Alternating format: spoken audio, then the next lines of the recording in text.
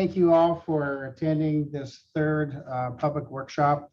We've had two prior workshops on this effort, which looks at collaborative landscape planning. And what it does is it evaluates land use, habitat opportunities, and climate change resiliency through a California Department of Fish and Wildlife grant. And we received a grant in 2020. And what I'd like to do is kind of give you a sense of where the Delta is. I'm going to show my screen. Hang on.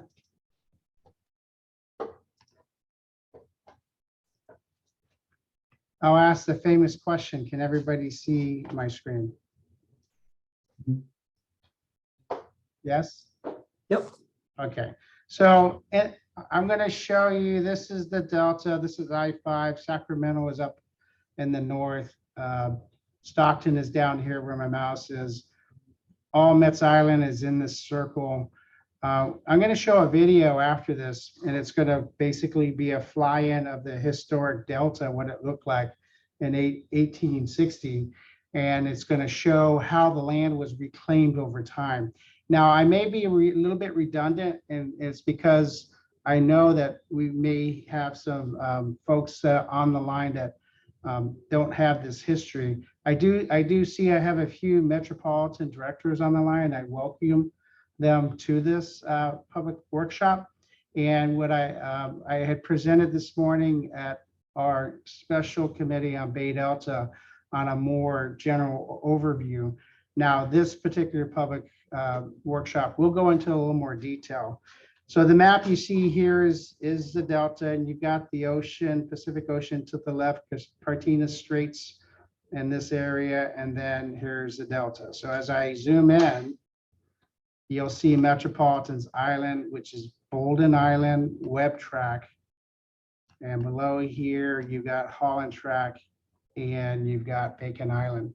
So Metropolitan purchased these 4 islands in 2016, and in 2020, like I mentioned, we received a grant from CDFW to kind of look at a more broader range of landscape opportunities. And I'll go through that in a little bit.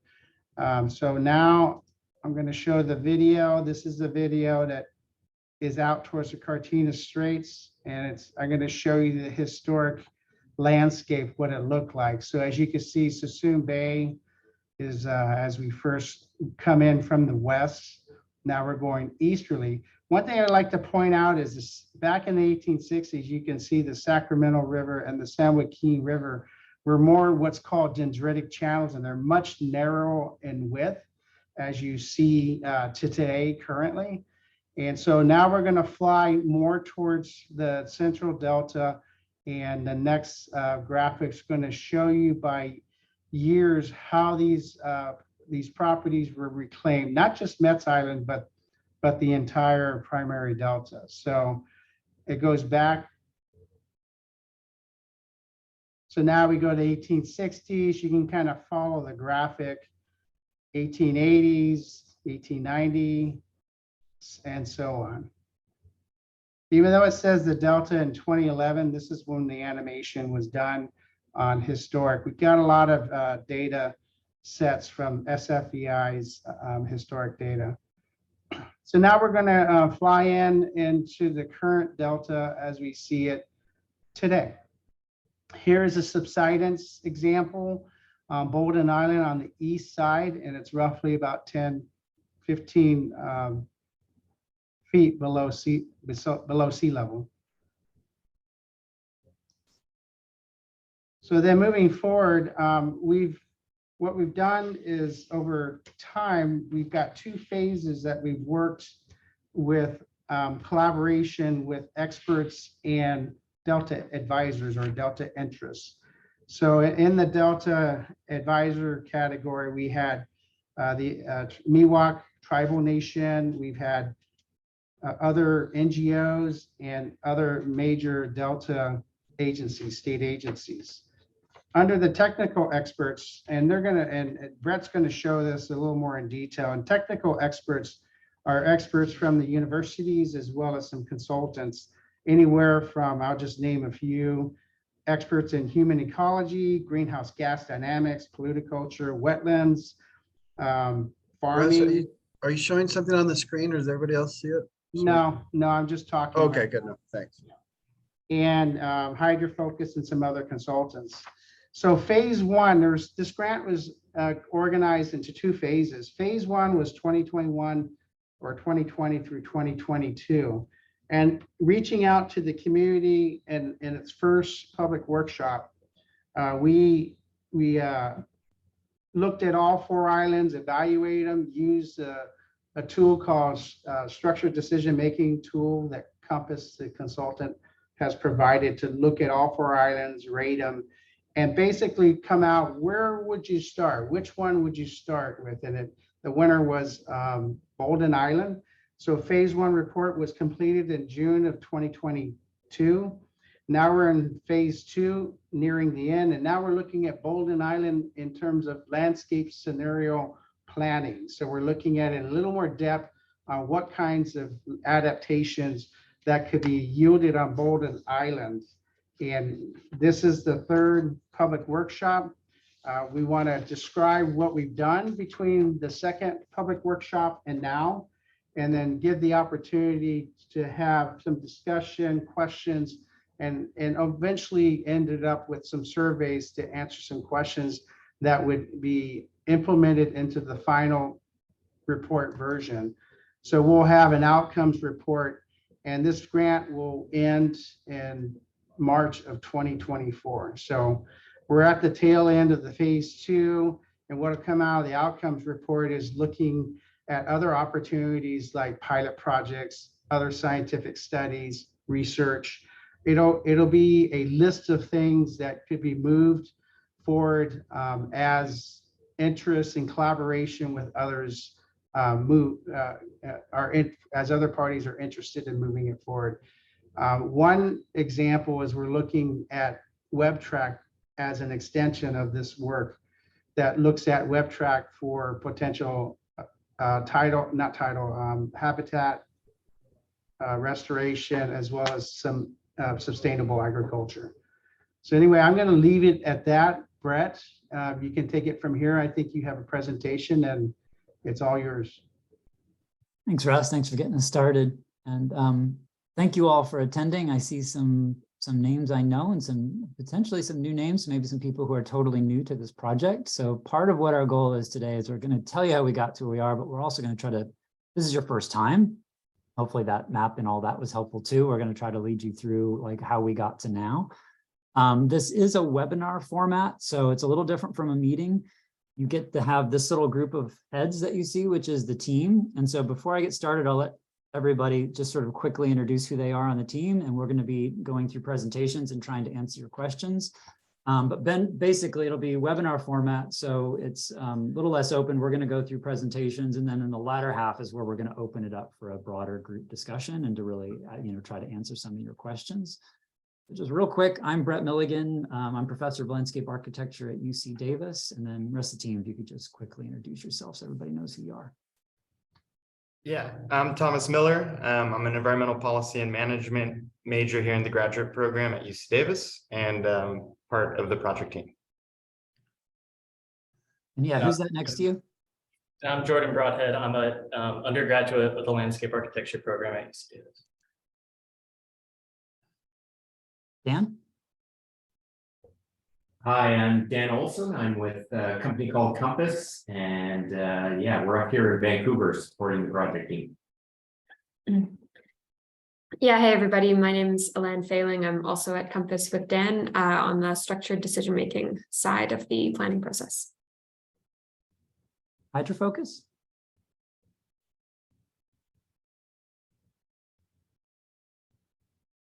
Good afternoon, everybody. My name is Steve Deborell. I'm a hydrologist at Hydro Focus here in Davis.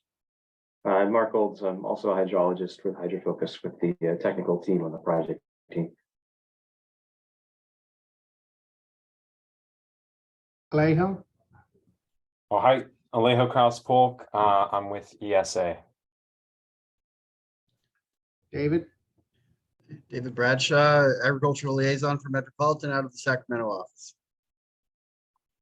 And I will say Russ Ryan, also from Metropolitan, I'm the project manager on this. I do know that Hildy Stat is here, and she's the grantee of the grant to Metropolitan. So if I'll offer if Hildy wants to say a couple words.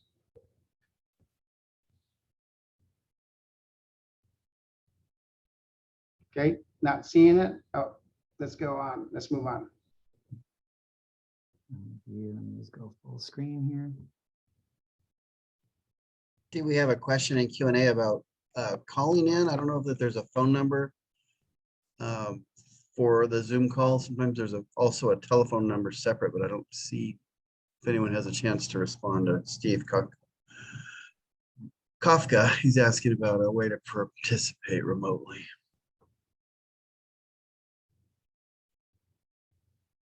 Oh, see, I thought that answer. I'm not sure. I think it's just through the webinar. I'm not sure it allows you to do that unless it's on his phone that he has. He probably has to have Zoom on his phone. Okay. On the meeting invite, there's a couple of numbers. It says dial by your location. So let's see which is closest. Yeah, could someone throw that into chat? I was looking for that too, but ours didn't have the link. So you could call one of the phone numbers. Let me Alejo, can you go ahead and throw the full thing in there, or Thomas, either one of you, just the full listing for that, if anyone can pass that on. Or specifically maybe reach out to Steve and send it to him. Yeah, okay. Thanks. Thank you. So Russ touched a little bit on our schedule. What we've done, this is our third public meeting. You can see that's the white circle on there. And we've had two other ones before this. We're in phase 2. We had one of these in phase 1, which if any of you were there, it's where we really were trying to set what are the objectives of this project, the multi-benefit objectives, trying to set those and getting your opinion on those. Is also when we were trying to select which island to work on. And we also asked you a lot about what kind of recreational or cultural features you might value or want to have seen integrated into the project. Then we had public meeting number 2, which was after we had selected Bolden Island. And that was when we came at you with a first round of land use scenarios for the project and presented those and got your feedback as we had developed them with our technical advisory committee. And we have since taken those and revised them based on public feedback, based on the technical advisory committee's feedback. And what we're doing today is to present you with how those scenarios have been refined and developed since that time.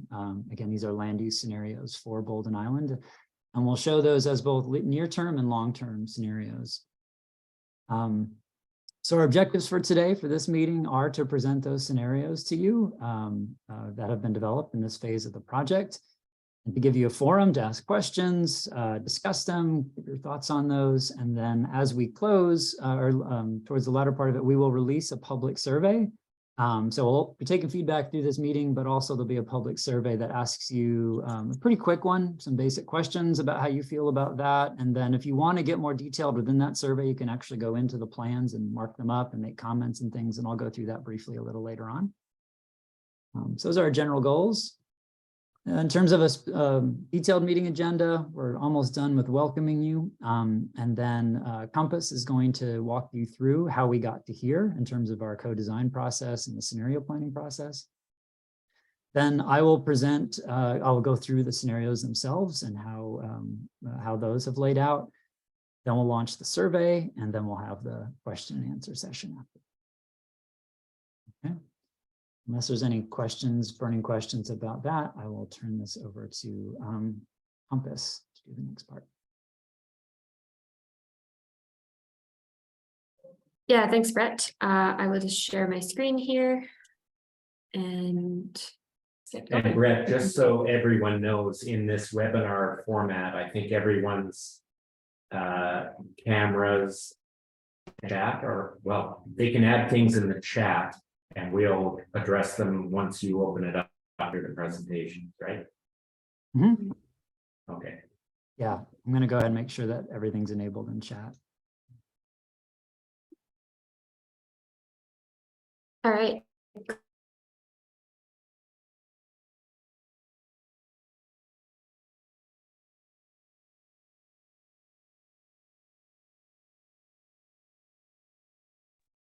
Hey, sorry about that. Zoom just quit for me. Let me try to share my screen again. Mhm. Are you guys seeing that now? Yep. Awesome. Okay, so yeah, like Brett said, we're going to run you through the kind of process for developing the scenarios that we're going to be presenting you later today. So first, Russ kind of spoke to this a little bit already, but here is our team that we're working with. So this project is granted by the California Department of Fish and Wildlife under a Prop 1 watershed restoration grant. The grantee is Metropolitan Water District, and on our project team, we have the folks that we've introduced ourselves already. So HydroFocus on the kind of technical lead side, the University of California, Davis, and Environmental Science Associates on the outreach and design integration. Compass Resource Management, that's myself and Dan on the structured decision-making side, and Metropolitan Water District as our project management. We're also supported in this work by a technical advisory committee. So as Russ said, you don't have to read all these names, but this is just to give you an idea of who we've got on our team here that's supporting us. We've got subject matters in ecology, hydrology, agriculture, ecocultural restoration, all sorts of things. And also not shown here, but we also have members from California Department of Fish and Wildlife on our technical advisory team as well. So yeah, like Brett said, we've had a couple of public meetings. Some of you guys may have been at the previous ones, but also some of this might be new to you. So we're just going to give you a run through of where we've come from so that you can kind of have the background before we get into proposing showing you the proposed scenarios that we've arrived at. So I'll just take a few minutes to describe what's happened in the first two phases of the project and just emphasize the key outcomes from the meetings that we've been having to date. So to review, phase one of this process was all about deciding which of the 4 islands that are owned by Metropolitan Water District we would want to do island-wide landscape scenario planning on. So those 4 islands are Bacon Island, Bolden Island, Holland Tract, and Webb Tract. The map here shows those 4 islands as well as the land surface elevations on each of those islands. So the question in this first phase of work was really about which island offers the best opportunity for the next phase of work. And so to help us answer that question, with guidance from our technical advisory team, we developed 10 project objectives, which are here on the screen. So stopping and reversing subsidence is a key driver for the project. I'm sure many of you already know, but draining soils for traditional dry agriculture in the Delta results in oxidization and compaction of those soils, which causes subsidence and in the process releases greenhouse gases. So those are the first 2 objectives for the project, is addressing those 2 concerns. And then along with those 2 objectives, there are a whole host of things that we want to support and improve through this planning process. So that's habitat improvement, so things like different types of wetlands, broader Delta-wide ecological benefits, for example, aquatic food exports into the channels surrounding the islands. Alternative agriculture, so for example, looking at different types of wet agriculture that could be viable in the Delta. Ecocultural restoration, so looking and thinking about how Indigenous knowledge and perspectives can inform really all of these objectives, both in terms of their design and implementation. Recreation, things like trails, hunting and fishing, boating, things like that. Water quality and supply for the whole region of Southern California. Of course, this is an area that supplies water for such a huge area of California. Partnerships and learning, so thinking about how to build community and build partnerships with different groups throughout the Delta through this process. And finally, project economics, so making sure that whatever is done in the end is sustainable economically for the area. So we had several rounds of technical advisory committee meetings throughout this first phase to develop and refine the objectives that were on the previous slide. As well as to develop evaluation criteria to help us evaluate the opportunities for scenario planning on each of the 4 islands. During this phase of work, like Brett mentioned, we also had our first public workshop. And after that workshop, we launched an online survey to gather data and preferences and knowledge from members of the public throughout the area. The photo here is just the cover page of the summary report for the survey. which can be found on the website for the project. The image is showing like an interactive mapping component of the survey where users could go in and identify different areas and make comments about those specific areas and their priorities there. So that survey really resulted in some really valuable user preference data, as well as this report, which was then integrated into the planning process. So we worked closely with our technical advisory committee, and we reviewed all the great feedback from the public through the public workshop and survey. And after that point in phase one, we were ready to do what we call a preference assessment with our technical advisory committee, which is to get a sense of what our participants on the technical advisory committee, what they think about what selection, which island we should move forward with for planning. So the photo here is a screen grab of that preference assessment. So what we asked our technical advisory committee members to do is to either endorse, which would mean wholeheartedly support an option, or to accept, which is to say, maybe it's not my favorite, but I support it and I can live with it, or to oppose for each of the islands. And in structured decision-making processes, we define having consensus as having every member of a group either endorse or accept a given option. So you can see from the photo here that we had consensus from our team to recommend Bolden Island for phase 2. And this recommendation was upheld by CDFW and Metropolitan Water District. And so we were able to move forward with phase 2 with selecting Bolden Island for detailed planning. So for phase 2, our question for Bolden Island was really what mosaic of land uses or land use adaptations is best suited to reduce island subsidence while also achieving a balance across all those other objectives that we talked about earlier.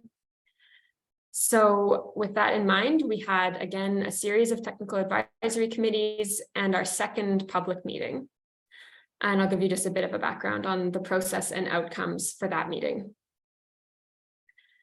So over the first few months of phase 2, we developed 3 really different scenarios. And Brett is going to go into a bunch more detail later about what the kind of current scenario looks like. But this is just to give you an overview of what we brought to the second public meeting in November of 2022. And just so you understand what's happening here, the different colors represent different types of land uses that would be on the island under the different scenarios. So the orange areas represent different forms of wet agriculture, like rice or fluticulture. The red is alternative dry agriculture. The blue areas are different forms of wetlands, and the green and yellow are different forms of transitional or upland habitats. So what you can see is that we had 3 scenarios with a sort of different focus, where the first scenario is really emphasizing maintaining agriculture on the island and thinking about different ways to do agriculture. The second scenario has a wetland and an aquatic habitat focus. You can see about 2/3 of the island is slated for different types of wetlands, mostly managed impounded wetlands. And then the third scenario is kind of the diversity scenarios. We've got about 1/3 of the island for agriculture, 1/3 is for aquatic habitats, and 1/3 is for transitional and upland habitats. So we also realized that if we went down these paths, each of them might logically lead to different potential futures in the long term. So we also developed different long-term scenarios, and that's kind of the 20 to 50 year timeline. So looking farther into the future, thinking about with different technological advances, regulatory changes, with climate change and what that might look like in the future, there might be different things that might be logical to do on Bolden Island. So we designed these long-term scenarios as thinking about, with all those things in mind, how might these short-term scenarios flow into the longer-term scenarios? So that's what we came to our second public meeting with these scenarios. And we had lots of really good discussion about those scenarios, which was held at the public meeting was held in person in Walnut Grove in the Delta. And the photo there is of the breakout groups that we had to really get into some deep discussions about the scenarios. So yeah, we learned a lot in those sessions. We learned about the different priorities and concerns of farmers and farming groups. We talked a lot about opportunities for recreation and different considerations for how recreation is cited relative to different habitat restoration initiatives. We talked about the specifics of how different land uses might be implemented, both in terms of economics and the feasibility of construction and things like that. And also we talked a lot about the importance of adaptive management and of kind of using Bolden Island as an opportunity to learn about what can be done in the Delta. We also did an exit survey at the end of our second public meeting, which gave us a lot of kind of specific feedback about the scenarios. So this slide here is just some examples of what participants said about the different scenarios. So for scenario 1, you could see some folks, I mean, it was recognized that scenario 1 is not it's not the highest in terms of subsidence and greenhouse gas objectives, but it does drastically improve those rates over a baseline scenario and has a diverse landscape that maintains agriculture, which is, of course, important to lots of people. The second scenario had the highest reversal of subsidence and the lowest greenhouse gas emissions. And folks also saw the opportunity to learn a lot about different wetland habitats and how they perform in terms of fish food production, water quality, or other things as well. Finally, scenario 3, the main draw for it is that it's the most diverse scenario in terms of the habitats that it provides for. So folks saw that it really provides the most opportunity for a diverse landscape that provides for many different types of species. As part of our exit survey, we polled the members of the public who are at our second meeting on their preferred scenario. And the key thing to note here is that there's really no preferred scenario that dominated over the others at that point. Every scenario had elements that people liked and also had drawbacks as well. So yeah, some key outcomes from that meeting were that there was no consensus about a single scenario to pursue, but in our discussions, many people supported a hybrid scenario of some sort. Dry agriculture was also the lowest rated land use, recognizing that it does not achieve the objectives of subsidence and greenhouse gases in the same way as basically any of the other land uses that we're exploring. And there was also kind of a host of topics that people were interested in learning more about, including how different wetlands would be managed, water budgeting, things about what geocarbon storage would look like, lots of different topics and interesting discussions that we had. And we ended with, there was a quote in one of the surveys that we thought was interesting and nice to include, just emphasizing the importance of embracing both the history of the Delta, but also what the future could look like and what a complex and interesting landscape this is. So after our public meeting and after our several TAC meetings that we had early on in the second phase of this project, we had all this great insight and information. And some of the key things that were driving our thinking in this later half of the phase 2 was this idea that no one scenario that we had was perfect, but we had learned a lot about both the technical team and the public's interests across all of the scenarios. There was also interest from both the public and the technical team in identifying the specific principles and the functions that were guiding the scenario development and the further refinements that were happening as we were going along. We also had a lot of discussions about the high uncertainty that there is in the long term for this project, and we heard interest in adaptive implementation and making sure that over time we're maintaining different avenues for different possible futures, because there's just so much uncertainty about what this landscape will look like in the long term. And just to give you an idea of those guiding principles that we mentioned, I'm not going to read all of these, but these are some of the things, and you can have a look at them as they're coming up. But these are some of the guiding principles that we kind of designed in the phase 2 to guide scenario development. And this was really learning from all the great feedback we had from our technical team, from the public. And as we get into the specific scenario designs later, I think you'll see how this all comes into the current proposed scenario that we're working with. So given all that great feedback from the public and from the technical team, we felt ready to come to our next technical team meeting with a proposed near-term scenario. So this was basically kind of hybridizing all the different original scenarios, those 3 that we came to public number 2 with, and taking all that feedback and proposing a near-term scenario.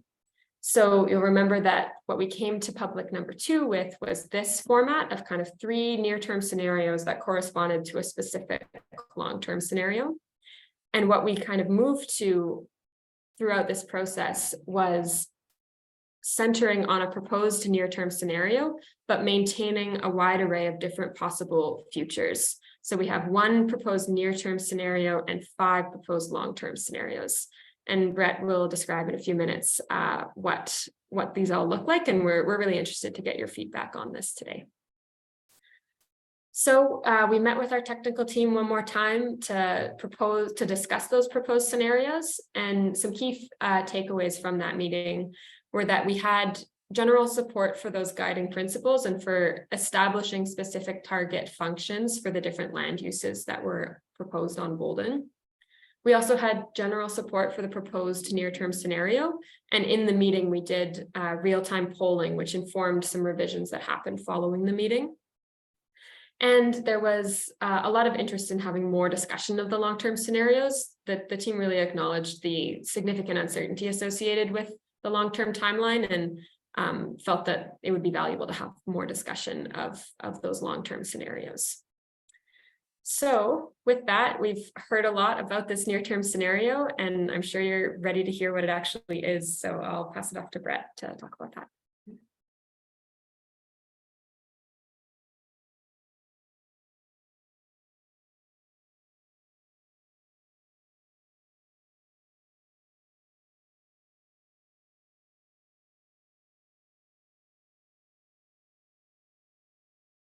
Everybody see my screen okay? Can you hear me okay? Okay. All right, so in the next, I don't know, 25, 30 minutes, I'm going to try to walk you through both the near term and the longer term set of scenarios we've put together. And if this is your first time with us, I'm going to try to make it so that hopefully this is intelligible if you've never been to one of these meetings before. I know we have a lot of people on who have been here, but just to try to, again, reinforce, starting with the why of why are we doing this? Why does this matter?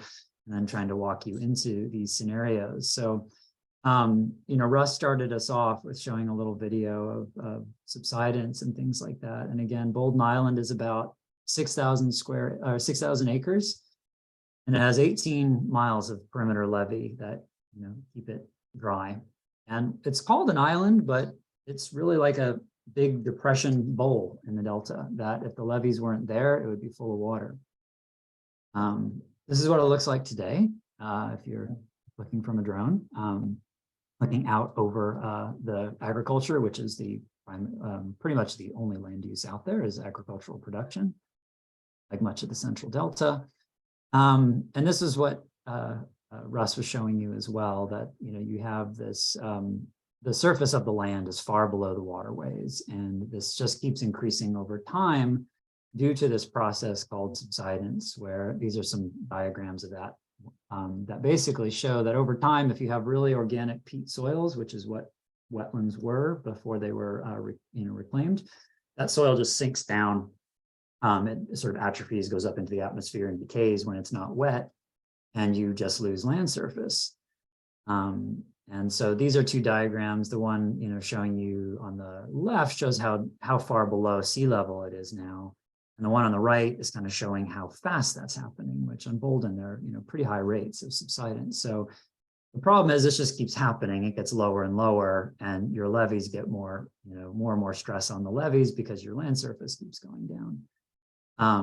It's also becoming functionally hard to work out here. So this is a mapping of areas that are already too wet to be able to farm because water is seeping under, or it's actually hitting the groundwater table from those channels, and this becomes really hard to move equipment through. And what we're seeing is even if you don't intentionally restore, it's kind of restoring itself in some places. Like here, this is one of those wet areas where it's kind of becoming a feral seasonal wetland, if you will. So the change is happening even if we don't do anything. And the question is, how might we more proactively go about that change? Again, this kind of huge depression, basically since it was reclaimed, over 132 million cubic meters of airspace has been created in what was formerly Earth. We go forward 50 years in time, that's going to increase by roughly 20% as an estimate. This is the reason for why subsidence has come up as a primary issue for the project to address, and in addition to all of these other objectives that Alain talked through. So where did we land with the proposed near-term land use scenario? So based on all that process that I showed you, the near-term scenario, it's a little graphic of it there, would be 50% wet agriculture, polluticulture. That wet means wet soil, so you don't let the soil dry out, and 50% ecological habitat restoration. And basically through our process, this seemed to be, from all the feedback we got, sort of a medium between, continuing farming, albeit in a different form, while doing some of these restorative actions that actually help more with some of the subsidence reversal, or actually gaining elevation, and reversing what's been happening for the past 100 years. For the 50% restored part, that's basically would be about 30% wetlands and 20% transitional upland habitats. And I'll show this on the plan. So this is the proposed near-term scenario. And just to give you an overall take on this, the orange is the wet agriculture, so the light orange is probably would be all rice production. And then what you see here in the darker orange is polluticulture, which that could be a variety of different crops for economic purposes as well as ecocultural purposes. All the blues you see are different types of wetlands, including this kind of bluish green over here. I'll go through each of those types. There's 3 of them. And then these lighter lime green yellow areas are transitional areas, sort of moving up into the uplands. And then these are the uplands all around the edges. That's the general layout. This is a smelt production pond up here. So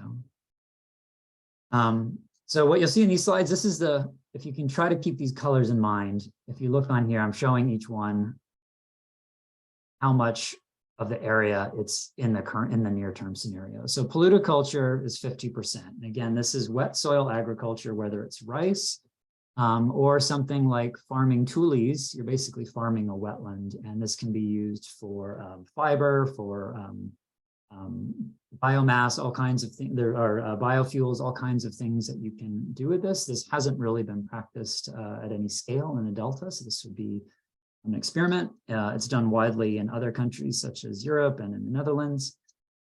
This is polluticulture. Managed or impounded wetlands. These are wetlands that are not tidally connected. You would still have your levee around the tract, as you see here. And what you do is you sort of pump in a certain amount of water, like you see here, to where it's not too deep, but it promotes wetland vegetation that grows in there. And then you start to accrete peat again, almost, you're replicating the historic process where you have these managed wetlands interior to the levees. And a managed wetland is different from a floating peat wetland. So you're still creating a wetland, but here you would actually be breaching that levee and or putting a gate on it and allowing the water to come in. And instead of the wetland being on the ground, it would actually float on these peat blocks. And this has been trialed at a small scale, which you see in the pools in the top, by Steve and his team. And this has proven they grow quite fast. It seems like it works, but it has not been tested at a large scale yet, but looks very promising. That again, you get some of the similar benefits, potentially even more subsidence reversal from the buildup of the peat and what's happening with the growth of these mats that would basically build over time over the water. A floating peat wetland is different from a tidal wetland, where here you'd actually have to import a lot of material, sediment, to bring the wetland back up to a tidal elevation. Wetlands sort of grow near the high tide elevation. And so with this is where you'd actually import sediment, whether that's from a dredging channel, such as the San Joaquin, or from upland sources, such as fill material from infrastructural projects and things like that. So more work, you'd actually have to build up the elevation. And you can see here, we're only proposing 2% of this. The advantage of this is it is a tidally connected wetland. So there is potential habitat value in that way. So back to the plan, that 2% tidal wetland is this green one you see here, and that's showing the channel. And the reason why that's cited here is it's close to the San Joaquin shipping channel. This is routinely dredged, so there's potential to have that material piped into here. It's also near the highway, so any upland source of material or things like that, that is becoming a more common way to build elevation in here could happen here. Those are the types of wetlands. You'll also see on all the plans, there is this sort of magenta dashed line here. These are where we would focus levee improvements along the McCollum River, which this is a fish migration corridor, so it would have the most benefit. So again, these are the multi-benefit levee projects where they might look something like this, where you build a setback and you vegetate that outward slope, which improves the ecological value, as well as the resiliency of the levees. So those kind of improvements would be focused along there. And then thinking of the transitional habitats, a couple things to note on these plans. Wherever you see a hard line like this here, or this edge here, that is where you'd probably have a levee or some type of berm, not a huge levee, but a smaller levee that would divide those habitats. And then when you're seeing a softer line here, this is sort of a natural gradient. So the levee is here, and then this is all connected. And what this is showing is wherever there is slightly higher elevation, if this is a managed wetland, this would sort of transition, sort of based on the topography up into a seasonal wetland and then up into uplands as you get closer to the levee. So we have both the managed wetland, the seasonal wetland, which would only be inundated at certain times of year, and then the grassland and the willow riparian in these zones. We've also introduced another habitat in here, and this is based on information from our ecocultural TAC members, and this is called floodplain grassland. And here, let me go to the next slide here. So Don Hankins is one of our ecocultural TAC members. And these are two maps that he made for us of the pre-colonial era Delta. And what I want to call out here is first these areas of depositional grassland that he's shown here that are along this kind of curve in the McCollum River, as well as all the paleo sloughs that used to exist here. The only one that still exists is this one right here, which it still retains the shape. Most of the other ones are pretty much gone, or they're very faint. They're not like they used to be. But they had a high habitat value where the tides would come in, fill these up, and then it would go back out. And just from this perspective, we see that the whole island wasn't just Thule wetlands. It was probably actually a diversity where you'd have sandier soils here coming from deposition from the river, creating slightly higher elevations as compared to other areas here. So as we look deeper, we found there's actually precedents of this and studies of this in the SFEI's work on the historical Delta. That actually some of the habitats are probably pretty patchy in the central Delta and small, and that there is a lot of evidence that there was some of these grass species mixed in with Thule vegetation, which is sort of what Don thinks as well.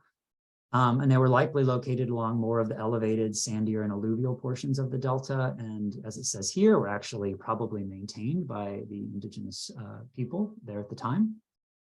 So we have proposed restoring some of these, actually making some of them, and hopefully having folks like Don steward them to bring them back, because this is pretty much a habitat that's been lost to the Delta as well, and probably not so known.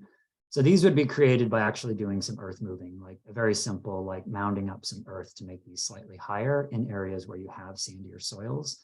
So they would be a mix of grassland species that have cultural value as well as the Thules. What you'll also see on here is these are called levee grassland in the brown. And these would be trying to move towards a mix of native grassland species on the levee, all of which would need to be compatible with levee maintenance needs and visibility of those levees, really discouraging weeds or species that make it hard to inspect levees, but a sort of a native grassland that would conform to those requirements. So if we take a view, if we're coming across the highway here, this is a sketch of what this might look like if you're looking towards the tract. So here you see those are the land designations. This is sort of, something what that might look like, where you have the seasonal wetland here transitioning into the managed wetland here, and then the tidal wetland with tidal connection here, assuming the material is found to fill that in. Slough restoration. What you're seeing there is that remnant slough, which is basically at this point an irrigation ditch across the tract. And looking at how that slough and the function of that slough might be restored, both through reintroducing native plants, manipulating how water floods or moves through it. Since this is a totally managed system, there are pumps and things and gates that might be put in to sort of mimic some of the variation in water regimes as they were historically. So a lot of unknowns with this project because this particular type of restoration, because it hasn't really been done either, but seeing this as a potential pilot project. This is how it is on the plan, where you see the slough itself, and then what's proposed is willow riparian on the edges of it, and then the polluticulture to the side, as well as those transitional habitats. Zoom out view of that, as you see going from there to there. Sorry, let me back up. Again, if we look from this corner up in the northeast, looking in at this slough, see again, there's the land designations. Here's a sketch of what that might look like, what those habitats are.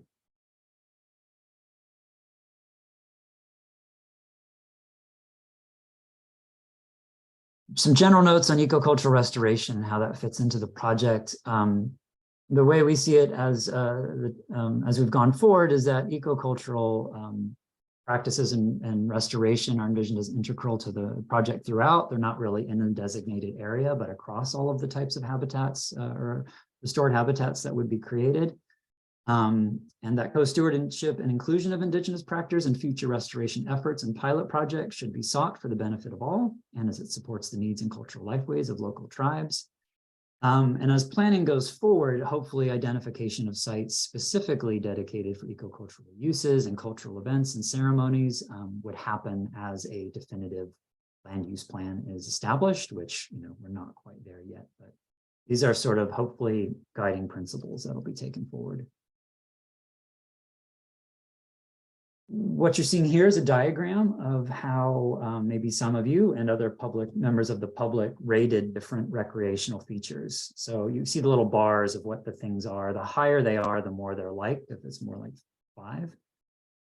So you can see some of the most popular things here were passive wildlife viewing and birding, non-motorized boat launching areas, a levee trail, a visitor cultural center, as well as interpretive elements.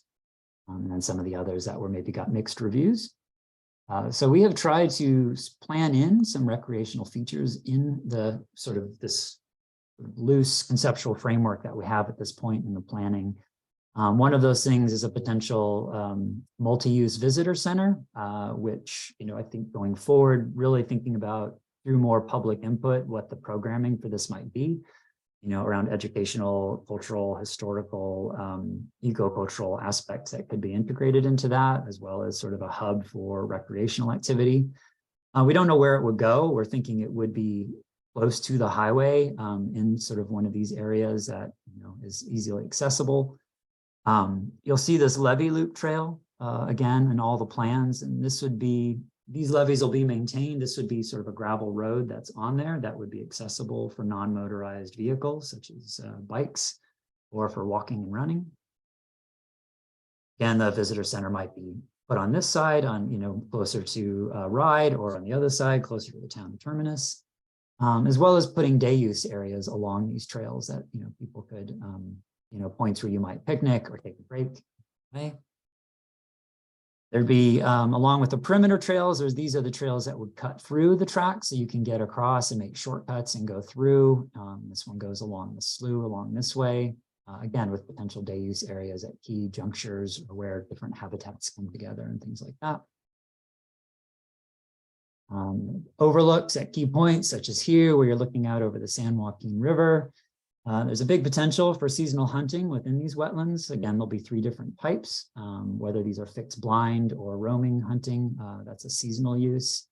And then these boating and water access areas, you know, where you have trails and things like that, where you might, you know, if you're in a kayak or a small craft where you can tie up and then walk in and, you know, recreate in here.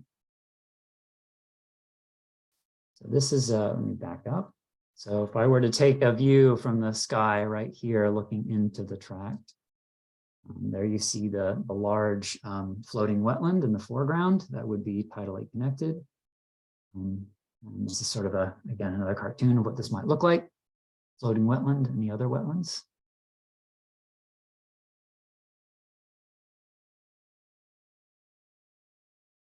Overall thoughts on recreation.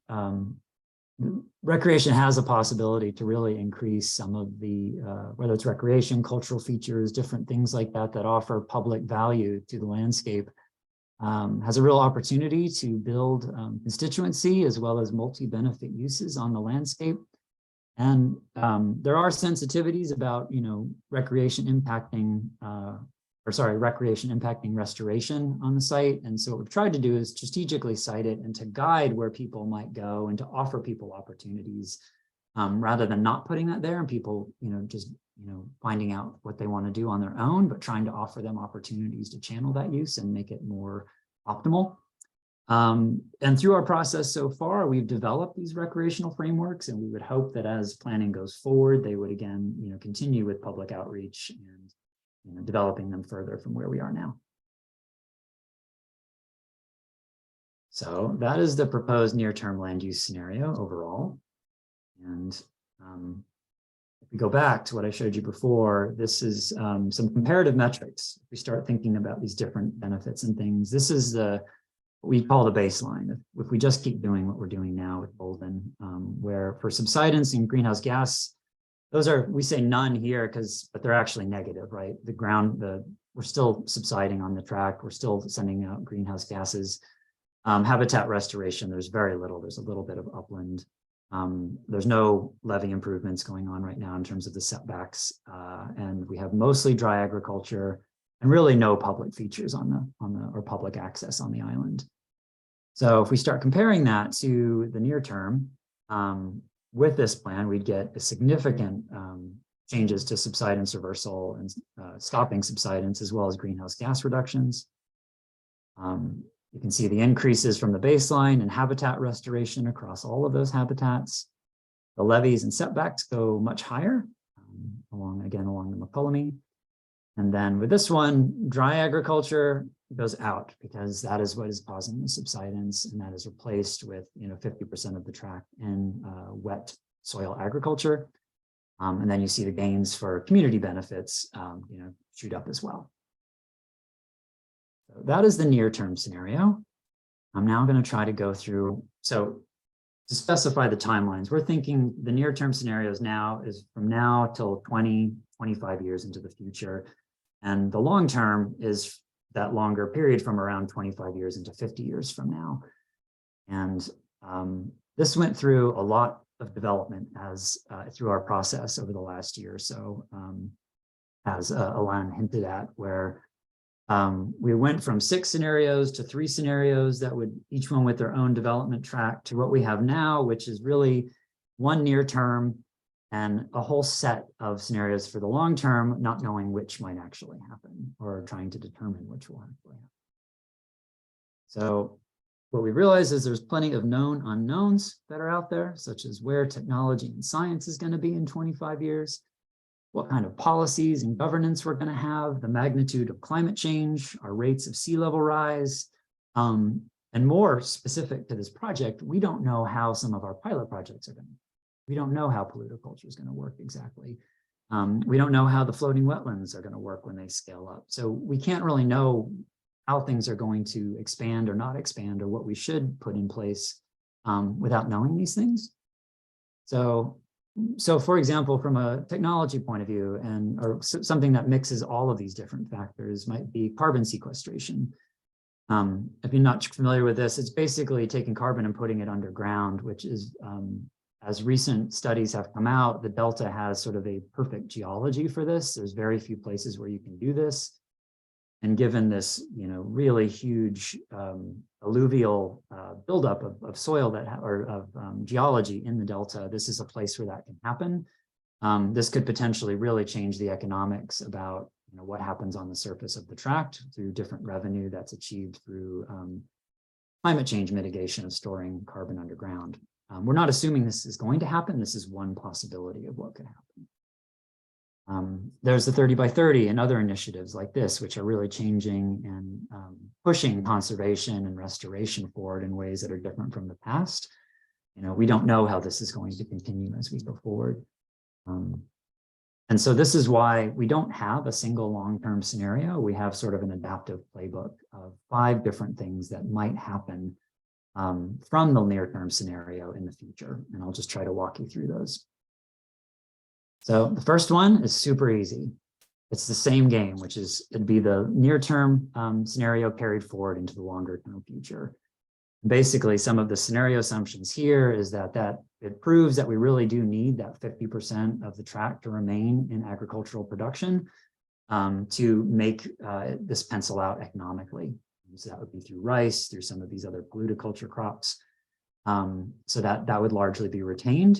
And we might also find that some of that polluticulture, some of those experiments actually turn out to be really fruitful. So again, it's the same plan you just saw. And what are some ways that might happen, or what things we might discover? One of them might be like, again, ways that polluticulture or other types of things such as biomass importation might prove to be an even faster way to build up land mass. This is known by a few names. It could be hugelkultur, or just bringing in biomass and you basically stack it in piles and then you cover it in earth and it sort of decays. And basically has a potential to build up land mass potentially faster than wetlands. We don't know if that would be true or not. But the more we looked around, there's just a huge amount of material that is considered as waste that could be brought on site to try to accelerate the building of soil. Such as orchard pull-ups from across the Delta. We have all of this aquatic invasive vegetation that could be harvested and brought in here. Landfill, all kinds of things. There's plenty of material that needs a home. So it's almost like a soil building landfill, if you will. It's a way of one technique that can happen. There's multiple benefits of this. And again, this is something that would have to be trialed as a test plot to see if it actually works. But again, something like this might prove to be optimal. So in contrast to that, we might find that we actually want to scale back some of that agriculture. So maybe moving into scenario 2, it's actually about a third, and we give 2/3 over to restoration. So you can see there how the orange shrinks. So some of those, that area that was polluticulture would go into either a floating wetland, managed wetlands, or into these transitional zones. So overall, scenario 2, which is max diversity, given the different types of habitats that this would have, including the polluticulture, 30% wet agriculture, 70% habitat restoration, about 50% wetland, and 20% transitional upland. So again, this is if we can show that you can still be economically viable with a third of the tract in agricultural production. And exactly what the percentage of the wetlands might be, we don't really know. This is sort of would have to depend on what we see from the pilot projects. We've shown here a pretty broad mix between the floating wetlands and which is the lighter blue color, and the managed wetlands in the blue. And you can see on here, there's a lot of transitional habitat.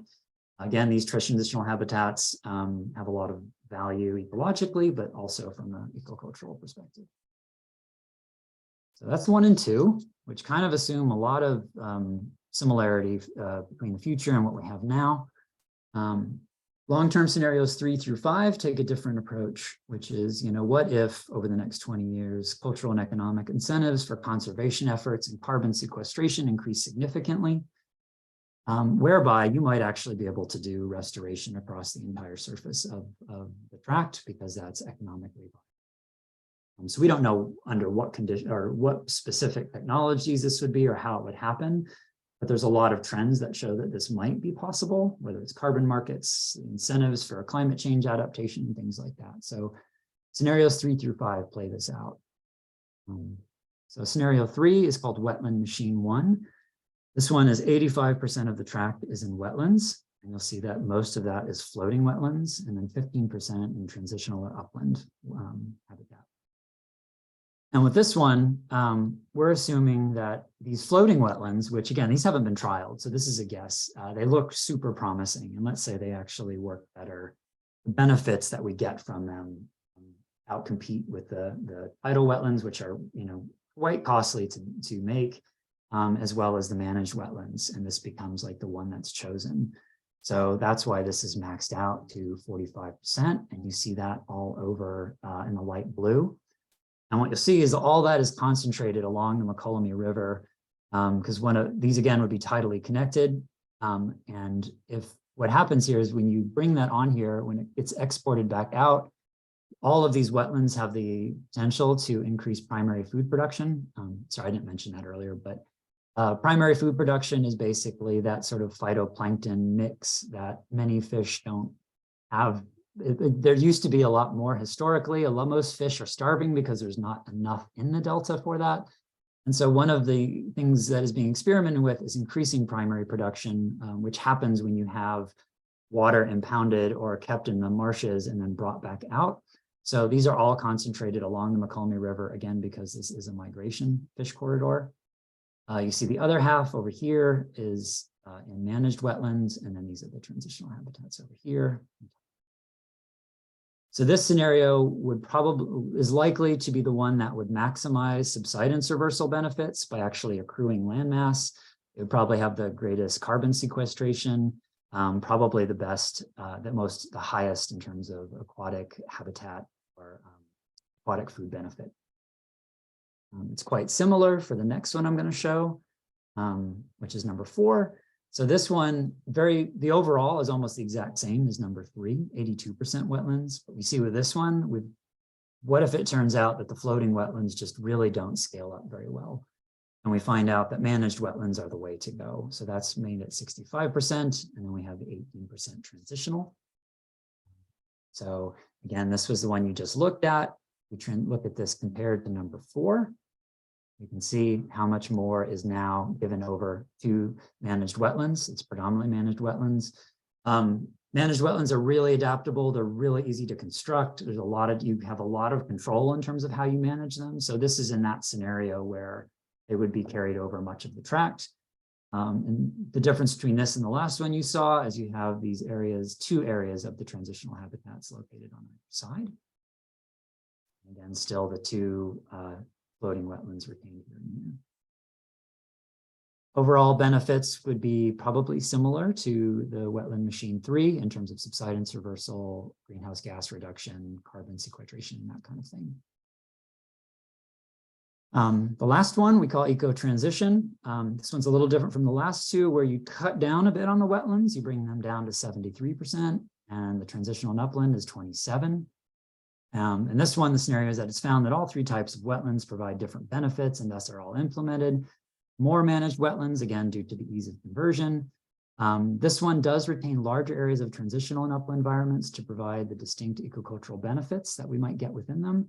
Also acknowledging this larger past of the Central Delta that might have been more patchy, and given the broader loss of all habitats in the Central Delta, this one would, compared to number 4, have a much larger transitional habitats with those, floodplain grasslands and all of these kinds of things integrated across them. So this one's sort of full restoration across the island, probably the most diversity in those habitats or split of those different habitats, the entire thing.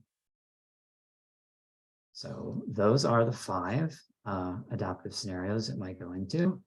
And I'll just do this one last thing, which is to show you, again, comparatively how these might rate. And these are very broad. They're not exact, but they're meant to be, if you compare one scenario to another, how they compare with each other.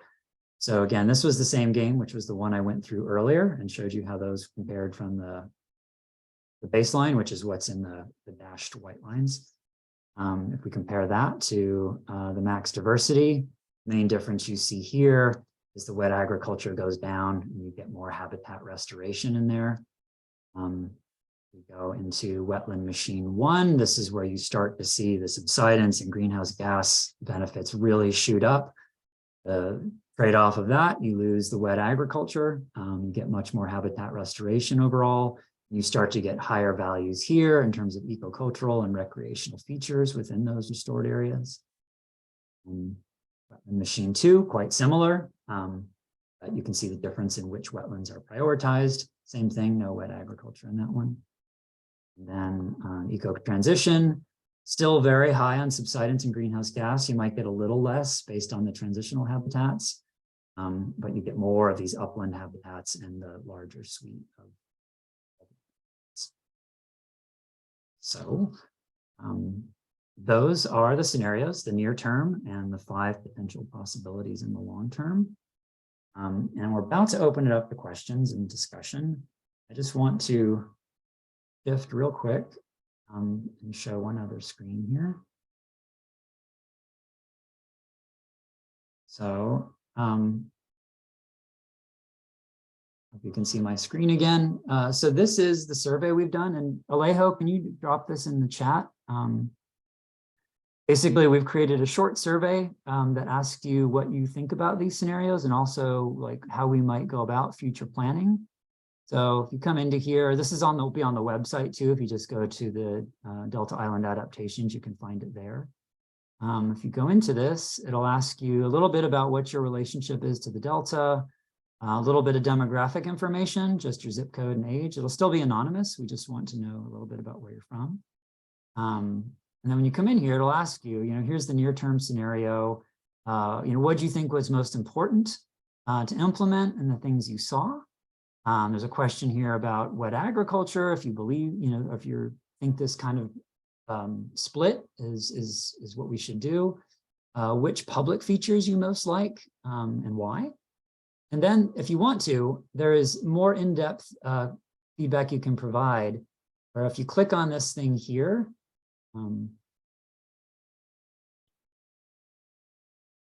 it'll open this.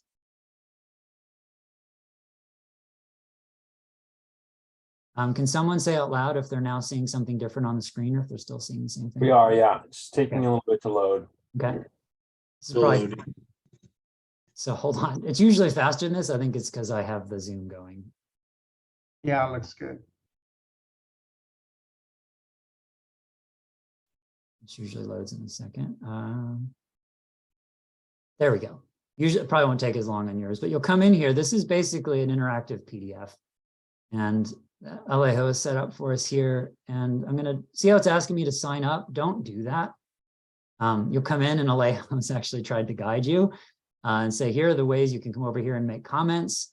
Before entering comments, you'll be prompted either to sign in or provide a name and enter as a guest. I would just suggest you enter as a guest. So if I come over here, let's say I'm looking at these habitats and I have a comment. Oh, see how it says to sign in? I'm just going to say, Brett, continue as a guest. That's all you should have to do. And then you should be in. You don't have to go through registration. That's a key point. But, then you can come in here and put comments in like this, or I have a question. Right. And then I can put this in here, or if I wanted to comment on what Alejo had said, I can. Right. So you'll be able to see anybody who comments in here, you'll be able to see that. And you'll be able to respond to it if you want and whatever.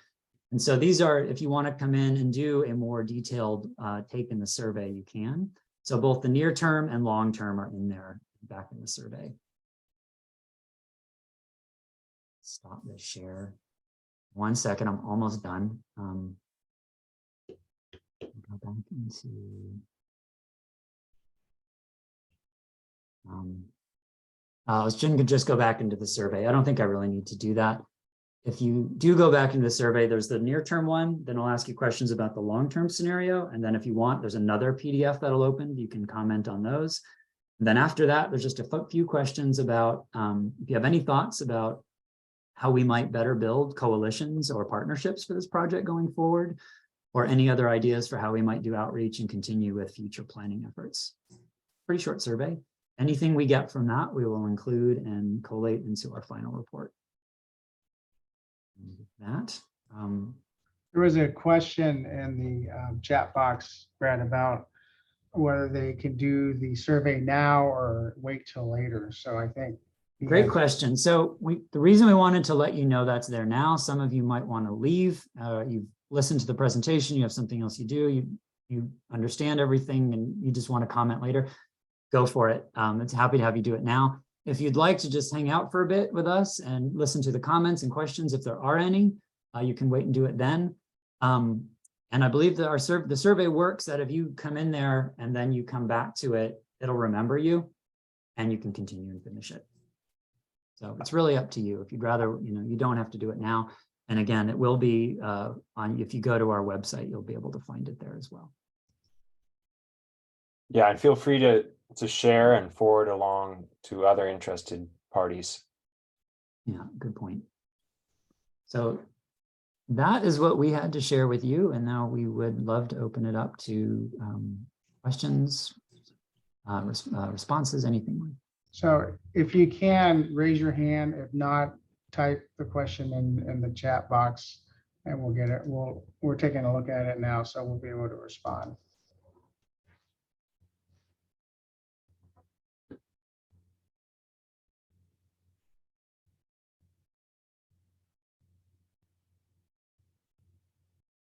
They're still digesting it. Mhm.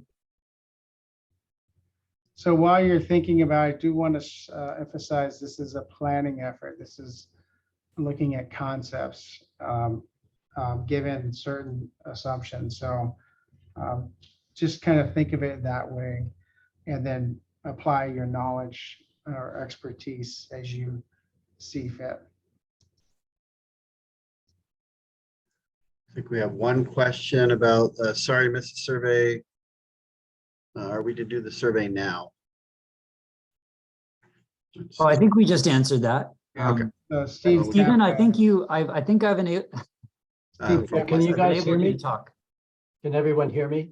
Yep. yes. I want to compliment you on the presentation and the graphics I think are just outstanding. I've been reading the new California Air Resources Board scoping plan, and I just want to emphasize that the scoping plan, which is a pathway for the state to reach net zero carbon conditions by 2045, realizes that all the possible or imagined technologies that might be applied to transportation and other sectors of the economy will be insufficient, and that bioenergy or carbon capture and storage is going to be a significant and fundamental part of any plan to reach a net zero carbon economy. And I think in this case, the Delta Islands, metropolitans and other Delta Islands offer a very significant advantage to California in achieving these. Plan talks a lot about direct air capture and a technological means of capturing carbon, but this is a biological one that can be self-sustaining. So I think just wanted to mention that as a kind of a compliment and incentive to this whole process. Thank you very much. Thank you.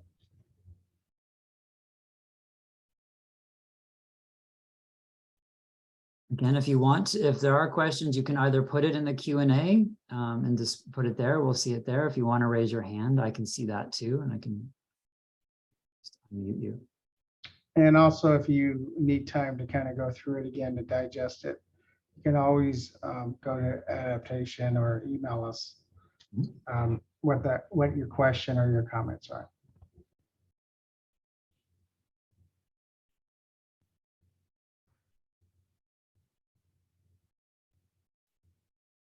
Looks like you did an excellent job, Brett. Or a horrible one. So Mike Moran had a question. I have heard concerns about shoving pollution under the Delta. How might this concern, unfounded or not, be addressed? So I think I'm assuming he's referring to carbon capture. Yeah. Yeah. So my response would be that there's a lot of studying that needs to be done with regards to that. Obviously, there's some incentives or some arguments that still need to be played out. We know that permitting on one of the Delta owners. He's permitting a project. And so there's a lot of questions that surround it. This is one of the reasons why we put it under the long term, because there's a lot of work to be done over the next 5-10 years to kind of vet out all the issues and how do you tackle those issues. I know some of the NGOs brought this question up about pollution of changing the pH, for example. So what that tells me is that there's some scientific studies that need to be done to ground truth or underground truth that hypothesis. So more to be seen on that. We don't have the specifics on that.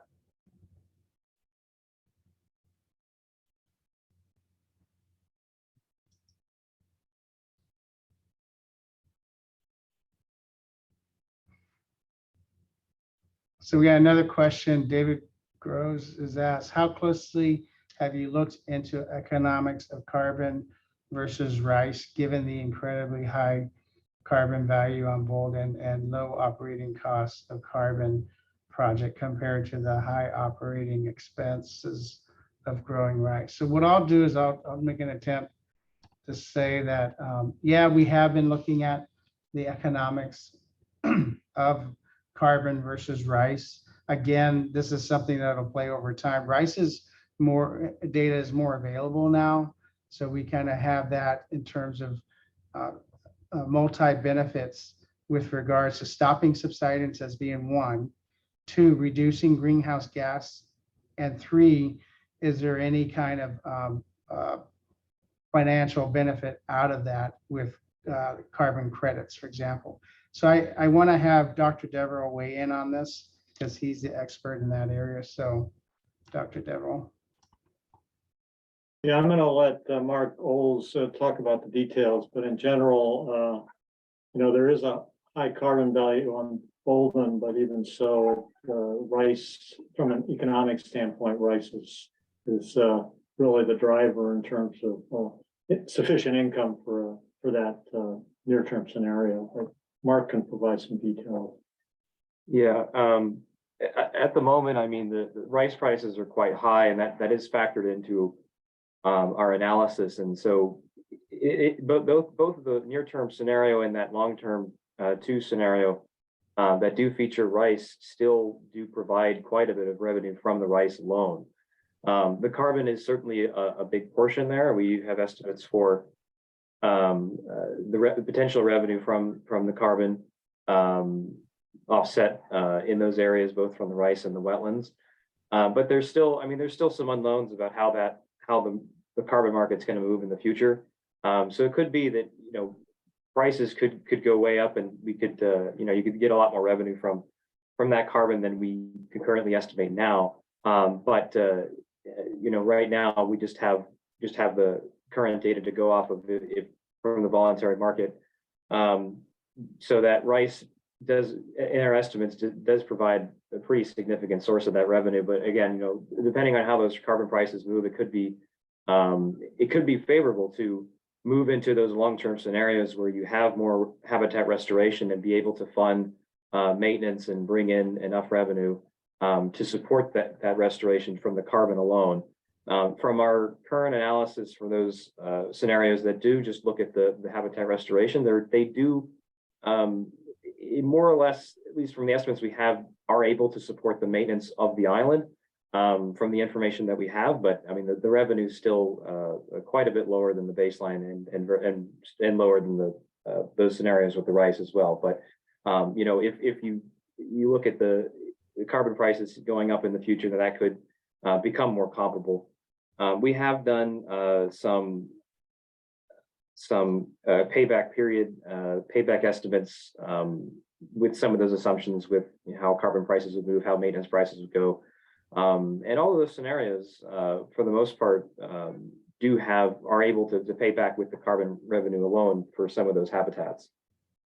Some of them are more expensive than others. The tidal wetlands, for example, just because the setback levies are quite expensive. But the other habitats, the wetlands, for example, are much less expensive to build, and so the carbon revenue could certainly support those constructions with a reasonable payback period. And I would add to that, that one of the objectives is to stop subsidence. And the reason that's important is because of the risks for the levees. If you continue to subside, you can't, there's going to be a breaking point, for example, that, and that's kind of why that objective is very important, to stop subsidence, to reduce and do other things that reduce risks on levee failure, because that points to water supply reliability and ecosystem, because if you have a major failure, you may have just wiped out a whole island of ecosystem restoration potential. So those are the kinds of things. It's very complicated to look at it, but that's why we are looking at these landscape scenario concepts moving to the future. And very good question. So I'll leave it at that. Thank you. Lauren Korth, I think had a question, has been waiting, and then we have another one in the question list. So Lauren, if you're there, if you'd like to talk. Yeah, can you hear me? Yep. I actually am curious of the answer in the chat first before I ask the question. Okay, so we'll go on. All right, we'll undo that then. So Joe Broadhead. Yeah, you want to read it? Yeah. Excellent presentation, good information. Once a plan is selected, would the land be held long-term by Met, or would something like a conservation easement be placed on the land?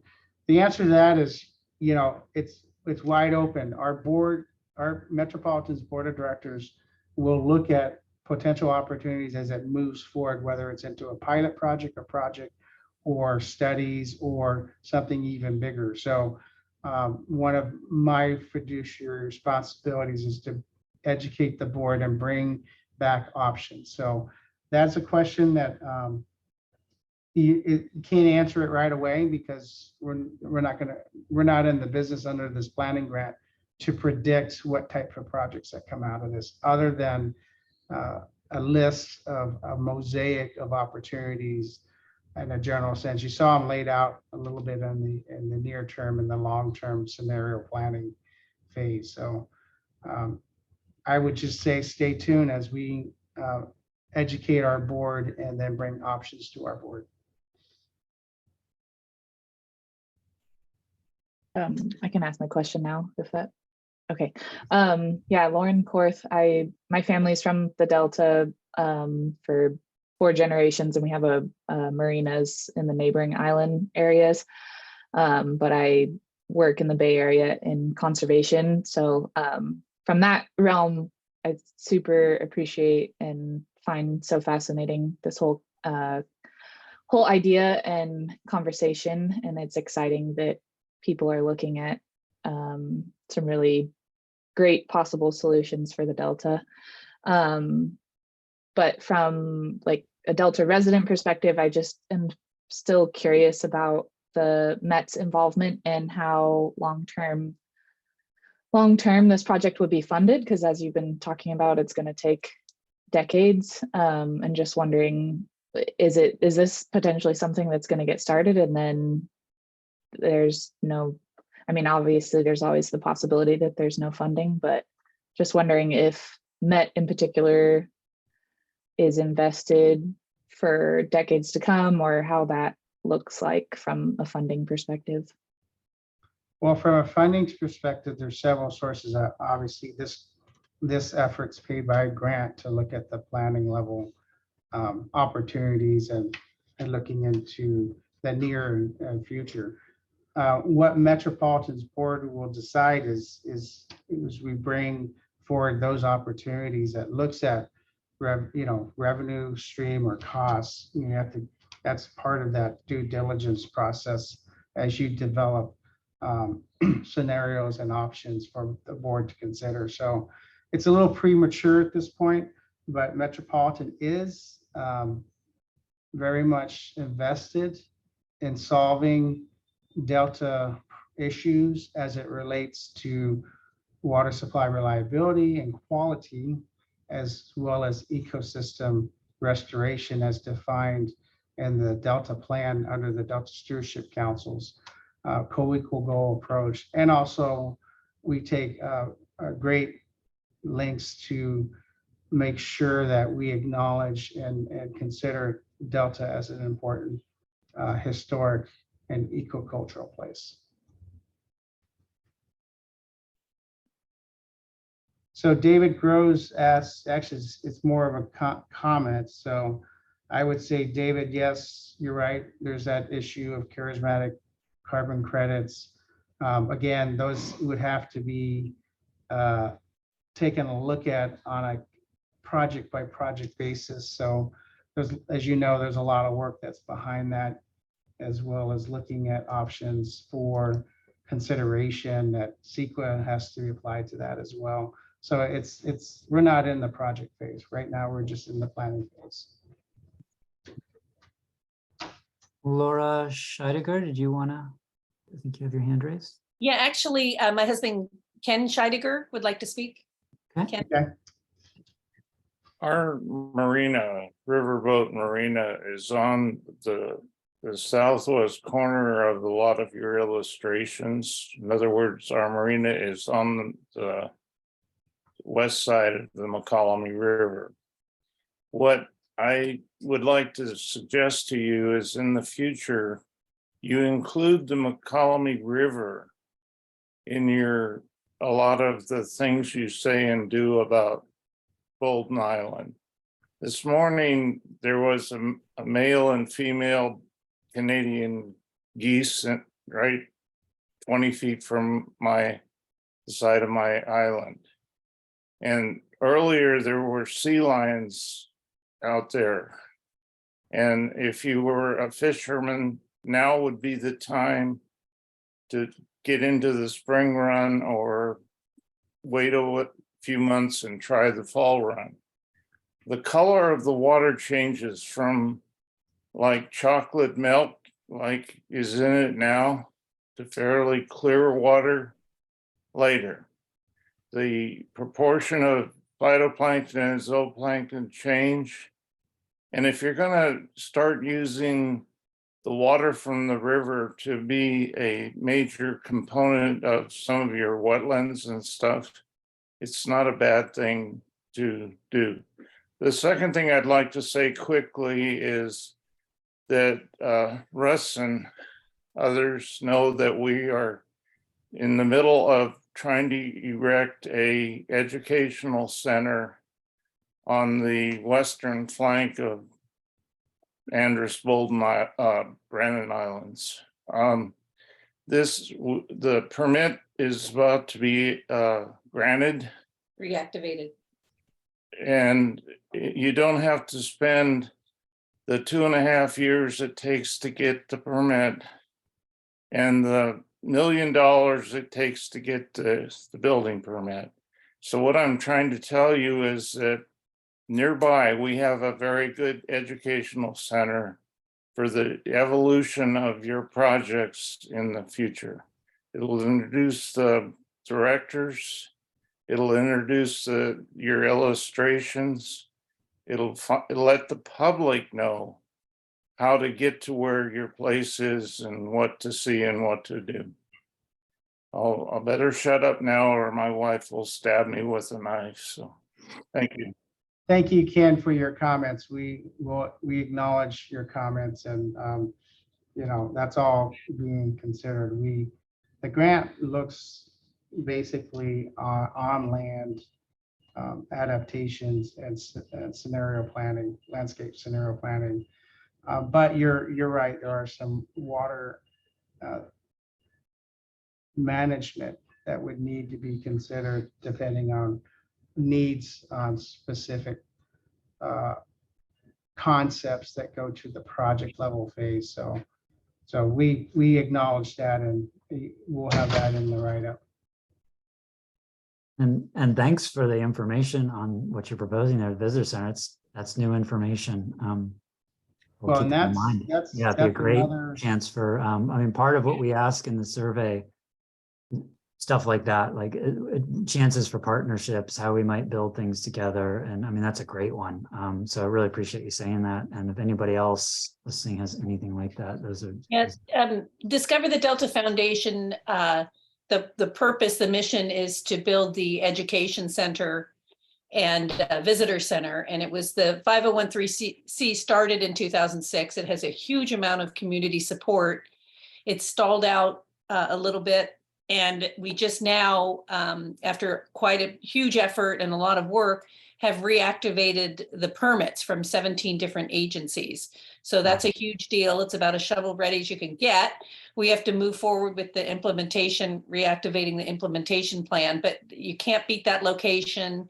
And we would love to talk to Matt about some type of participation together. I see the young man in the upper right hand. We've seen you at the marina with you got a haircut. Hi. You're talking about Alejo. Good haircut, Alejo. Yeah, so I'm glad to introduce, we've known Russ over the years, but we look forward to opening more dialogue. No, thank you so much. Yeah, Laura, I'll take this, Brett. Laura and Ken, I know we've talked for many years on this topic, and before we are wet behind the ears and learning about Met's properties and what the challenges are. So I do know that my new management, our new general manager, is interested in having open dialogue discussions with potential partnerships. So at some point, I'll be reaching back out to you guys. That sounds great, Russ. Thanks. Could I say one more thing, please? Sure. We know Garamendi, Senator, and what he thinks about is the national heritage area that the Delta is that is right now. The trouble with that statement is that people really don't know where it is, what it has, its ecosystems, a bunch of things. And so we're right on the doorstep of telling the public what's going on. And the most important thing you can do, I was a professor of oceanography and marine geology. I studied bays and deltas for a long time. I worked for the National Science Foundation. But the challenge you have is letting the public know what there is to learn.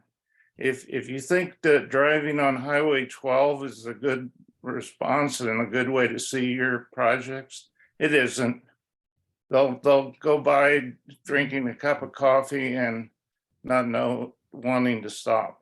What if they stopped at our farmers market or someplace and learned what's ahead of them, they will stop, particularly if you tell them where to stop. And that's what I think this relationship could become, is a place where you can contact some of those people directly and present stories and the rest of the learning experience. Thank you. I've been there a long time, and I've watched what happens to some of these educational efforts.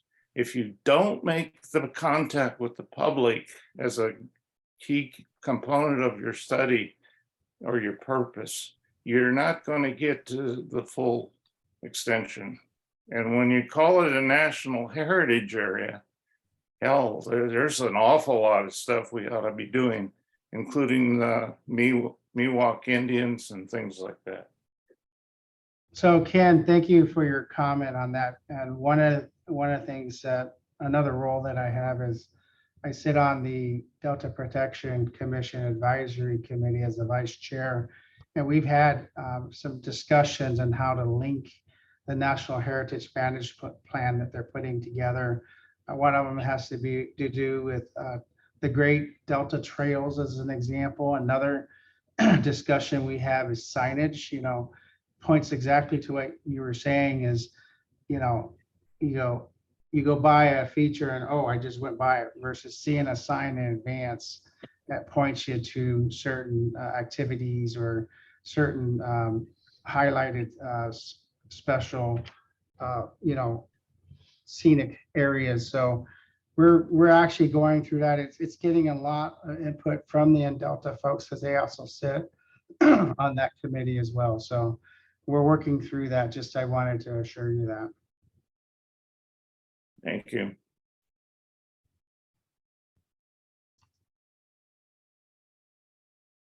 I'm not seeing any other hands raised.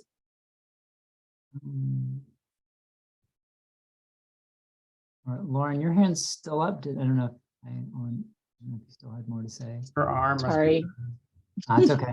No, I didn't realize it was still up.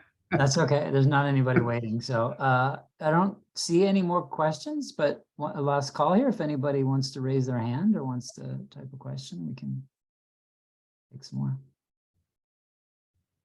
So let's go ahead and wrap it up and I'll give last words at the end. Okay. Well, thank you all for attending. Thank you for all of those who've commented. Appreciate that. And again, if you would, please check out the survey. It's a quick survey, or you can spend as much time with it as you want. We really appreciate that feedback. And again, we will carry that forward and put that into what we put together as a final report for the stage of the project. And yeah, thank you. Yeah, and I would also add to it is there's a lot of information, a lot of data, a lot of process what we've started with in 2020 to current that's on the website, which is the Delta Island Adaptations plural.com. Please go on there and you can get more information, and that may inform you better to when you fill out your survey. And I just wanted to say this has been a great process. A lot of very talented folks here, including Brett with his hand up, are put into this, and I really appreciate the public input as well. So we don't take that lightly. We want to make sure the public is represented in the final document. So I really appreciate it, and I want to say thank you. I just have one small note. Yeah, just related to that. We have recorded this. We will post it on the website. So if you want to share this with other folks or people you know who couldn't attend this, it will be available there too. So just letting you know.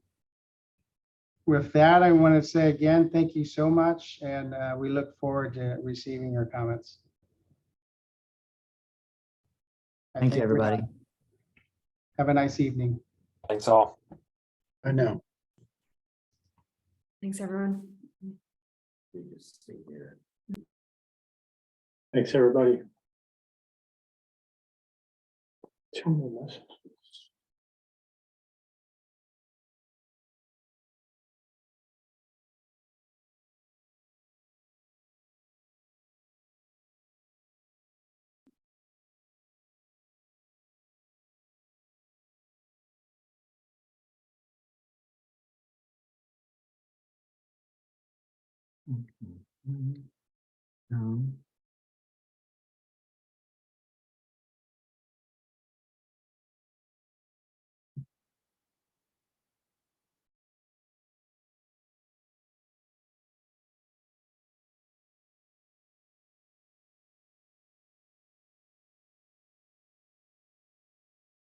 Team members, should we meet in our usual Zoom room?